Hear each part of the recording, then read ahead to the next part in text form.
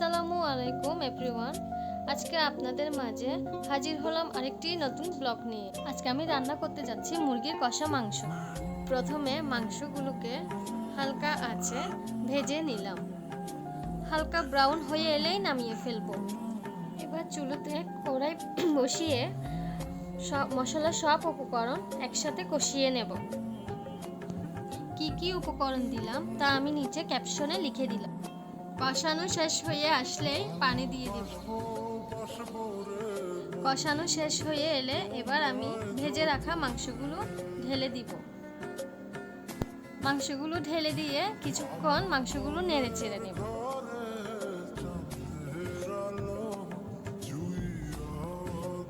আমাদের মাংসগুলো অনেকটা হয়ে এসেছে। আমার মাংস রান্না শেষ। আপনারা জানাবেন আমার রান্নাটা কেমন লেগেছে।